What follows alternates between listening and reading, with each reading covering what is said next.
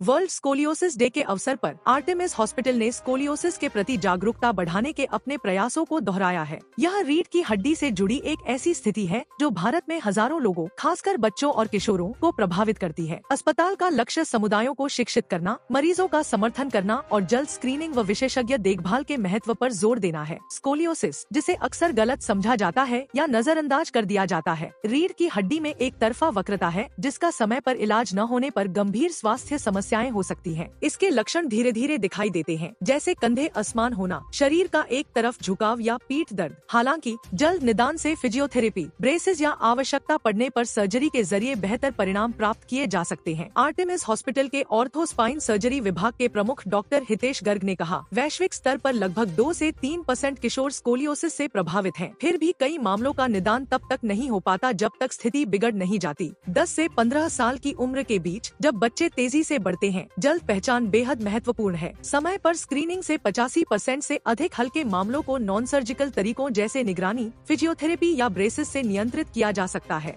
उन्नत मामलों में अगर इलाज न किया जाए तो यह पुराने दर्द, सांस संबंधी समस्याओं और दीर्घकालिक रीढ़ की विकृति का कारण बन सकता है। हमारा लक्ष्य यह सुनिश्चित करना है कि कोई भी बच्चा या वयस्क देरी से निदान के कारण पीड़ित न हो। इस दिन को चिन्हित करने के लिए आर्टेमिस हॉस्पिटल ने निम्नलिखित कार्यक्रम आयोजित किए हैं। बच्चों और युवाओं के लिए स्पाइन स्क्रीनिंग कैंप, ऑर्थोपेडिक विशेषज्ञों के साथ इंटरएक्टिव सवाल जवाब सत्र, सोशल मीडिया प्लेटफॉर्म्स पर जागरूकता अभियान। अस्पताल ने माता पिता, स्कूलों और देखभाल करने वालों से आग्रह किया है कि वे स्कोलियोसिस के बारे में अधिक जानें और किशोरावस्था में तेजी से विकास के तो हम ऑलमोस्ट 100% रिस्क भी ऐसे कोई रिस्क नहीं होता। हाँ, ये जरूर है कि ब्रेसिंग के बावजूद भी कई बार स्कोलियोसिस बढ़ता रहता है। तो अगर हम मान लो 50 डिग्री या 60 डिग्री इसका ऑपरेशन करते हैं तो मतलब 100% तो नहीं कहना चाहिए, लेकिन ऑलमोस्ट 99% ये सर्जरी सक्सेसफुल होती है। अगर एक बार 80 डिग्री से ऊपर चला जाता है, 90 डिग्री से ऊपर चला जाता है, जिसमें उसके लंग इफेक्ट हो चुके हैं, हार्ट इफेक्ट हो चुका है, तो डेफिनेटली ये सर्जरी थोड़ी रिस्की हो जाती है क्योंकि बड़ी सर्जरीज होती हैं और हार्ट लंग पे इफेक्ट आता है। लेकिन आज की टेक्नोलॉजी इतनी एडवांस हो चुकी है, हमारे एनेस्थीसिया मैकेनिज्म इतने एडवांस हो चुके हैं, blood transfusions, autologous blood transfusion हैं, और हम ऑपरेशन के अंदर न्यूरोमोनिटरिंग का इस्तेमाल करते हैं जिसमें हम स्पाइनल कॉर्ड का फंक्शन या नर्व का फंक्शन मॉनिटर करते रहते हैं। आईसीयू प्रोटोकॉल बहुत अच्छे हो चुके हैं, तो उसके कारण इवन 100 डिग्री, 110, 120 डिग्री पे भी हम क्लोज टू 98% सक्सेस रेट दे पा रहे हैं। लेकिन उसका मतलब ये नहीं है कि हम सेंटर पे जाके करना है। हमारा अवेयरनेस प्रोग्राम का मतलब ये है कि हम इसको जल्दी से जल्दी करें ताकि उस सेंटर तक हम पहुंचे ना जहाँ पे रिस्क बढ़े। तो धीरज आपका क्या योगदान? देखो, आर्टेमिस हॉस्पिटल का बहुत ज्यादा योगदान है, उनका बहुत सहयोग रहा, क्योंकि जब मैं 2011 में जैसे मैंने बताया मैं यूएस से आया था, तो हमारा काफी फोकस रहा कि हम स्कोलियोसिस सर्जरी यहाँ शुरू करें। तो स्कोलियोसिस में न्यूरोमोनिटरिंग का बताया, तो आर्टेमिस दिल्ली एनसीआर का वन ऑफ फर्स्ट हॉस्पिटल था जिसने न्यूरोमोनिटरिंग 3D इन हाउस न्यूरोमोनिटरिंग की, और हम 2013 से यहाँ पे न्यूरोमोनिटरिंग करते हैं। उसी तरह autologous blood transfusions, ICU protocols, और इवन फाइनेंशियल तौर पे आर्टेमिस का बड़ा सहयोग रहता है कि कोई बच्चों की ये बड़ी महंगी सर्जरीज होती हैं, तो आर्टेमिस काफी हेल्प करता है कि डिस्काउंटेड प्राइस पे हम इस सर्जरीज को करते हैं। तो इस सब के जरिए, और हर साल हम अवेयरनेस प्रोग्राम भी बनाते हैं, हमारी ये मार्केटिंग टीम है वो जगह जगह अवेयरनेस करती है स्कोलियोसिस के बारे में।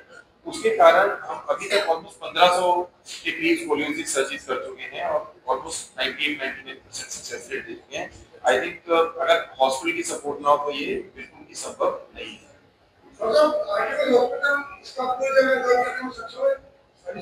हाँ जी, बिल्कुल।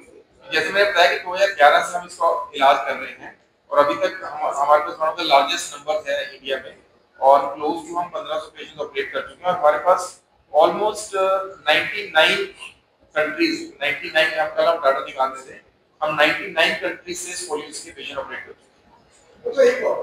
ये जन्मजात होता है? तो स्कोलियोसिस 5 तरह का होता है, उसमें एक जो होता है वो जन्मजात होता है जिसको बोलते हैं कंजेनिटल स्कोलियोसिस। तो ये आमतौर पर इसलिए होता है क्योंकि जब बच्चा अपनी माँ के पेट में होता है उस टाइम कोई प्रॉब्लम हो जाती है जिसके कारण हड्डी की बनतर सही नहीं होती, और ये जेनेटिक नहीं होता जो जन्मजात होता है। जो सबसे कॉमन टाइप ऑफ स्कोलियोसिस होता है वो उसको हम बोलते हैं इडियोपैथिक स्कोलियोसिस, जो आमतौर पे जब ग्रोथ स्पॉट होता है 10 से 12 तक उसमें पाया जाता है, वो जेनेटिक होता है। ये साइड में झुका है तो पूरा एक रॉड नहीं है वो स्पाइन, छोटे छोटे ब्लॉक्स ऑफ बोन है। तो हर ब्लॉक में हम स्क्रू डालते हैं और हर ब्लॉक को इंडिविजुअली रोटेट करते हैं, ताकि वो हर ब्लॉक पे 2-2, 3-3 डिग्री करके हम लोग 40 डिग्री 50 डिग्री का रोटेशन डी रोटेट करके करेक्ट करते हैं। ऐसा हम कुछ कहना चाहते हैं। सर कुछ बच्चे जो होते हैं 10 साल की उम्र में तो गिर जाते हैं छत से, हाँ। उनको भी कुछ ऐसे हो जाता है। नहीं, वो अलग चीज है।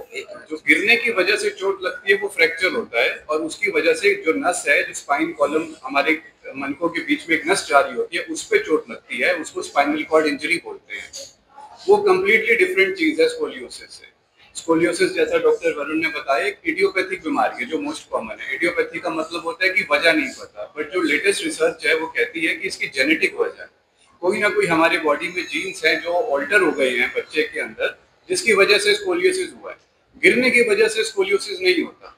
और जो स्कोलियोसिस होता है वो जब बच्चे की ग्रोथ हो रही होती है, उसमें एक हिस्सा स्पाइन का ज्यादा तेजी से बढ़ता है एज कम्पेयर टू दूसरा हिस्सा, जिससे कर्व आ जाता है।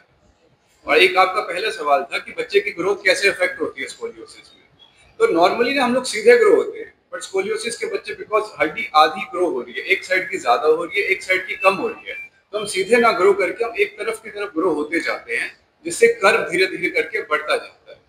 तो ऑपरेशन से ही उनको सीधा किया जा सकता है। नेचुरली वो सीधा होना लगभग नामुमकिन है। क्या कुछ ऑपरेशन के बाद साइड इफेक्ट है? तो ऑपरेशन की अच्छा सवाल है। ऑपरेशन के दौरान साइड इफेक्ट ज्यादा चांस है, बाद में ज्यादा साइड इफेक्ट नहीं होता है। ऑपरेशन में जैसे सर ने बताया, डॉक्टर सुमित ने बताया कि ये 3 डायमेंशनल डिफॉर्मिटी है। हम उसको डी रोटेट कर रहे हैं, सीधा करने की कोशिश कर रहे हैं। 3 प्लेन में डी रोटेशन हो रही है। एक, अगर वो आगे झुके हैं तो सीधा करना है, साइड झुके हैं तो करना है, और अगर घुमा हुआ है उसको सीधा करना है वापस। स्पाइन के अंदर एक हमारी नस जा रही होती है, इसको स्पाइनल कॉर्ड कहते हैं। सबसे बड़ा रिस्क यही होता है कि हम कमर का ऑपरेशन कराएं और पैरालिसिस ना हो जाए। सभी आम जनता में यही रिस्क है।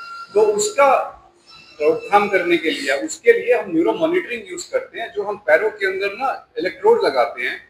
ऑपरेशन के दौरान, स्क्रू डालने के दौरान, सीधा दौरान हर 5 मिनट में हम चेक करते हैं कि सारी की सारी पैरों की मसल ठीक चल रही है या नहीं चल रही है।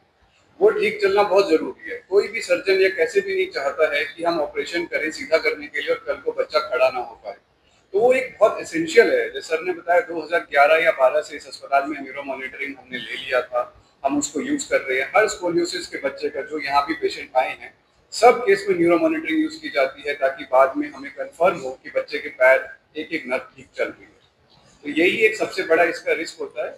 और अपार्ट फ्रॉम दैट, अगर कर्व बहुत बड़ा हो जाता है उसके अंदर भी रिस्क होता है। रिस्क ये होता है कि आप, क्योंकि कर्व बहुत बड़ा है तो आपको स्क्रूज ज्यादा लगाने पड़ते हैं, स्क्रूज डालना मुश्किल होता है, कर्व बहुत बड़ा है। या फिर कई बार दिखता नहीं है कि बोन इतनी ज्यादा घूमी हुई है तो स्क्रू कैसे डालें। तो ऐसे में हमारे पास एक और टेक्नोलॉजी है जिसको हम ओआर्म बोलते हैं। ये 3D CT होता है। ये पूरे दिल्ली NCR में 2 या 3 अस्पताल में अवेलेबल है बस।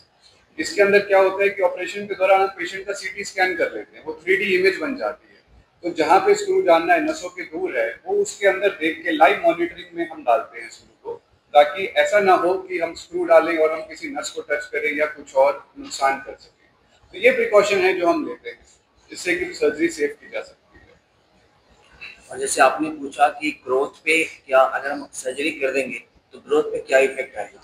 जैसे कि अगर किसी हमें 6 साल के बच्चे या 7 साल के बच्चे को स्कोलियोसिस करेक्ट करना है, तो we have a different system जिसको हम ग्रोथ रॉड बोलते हैं। वो बच्चे के ग्रोथ के साथ साथ हम उसको डिस्ट्रैक्ट करते जाते हैं, और वो ग्रेजुअली बच्चे की ग्रोथ भी होती है और स्कोलियोसिस कर्व भी कंट्रोल में है, ग्रोथ रॉड।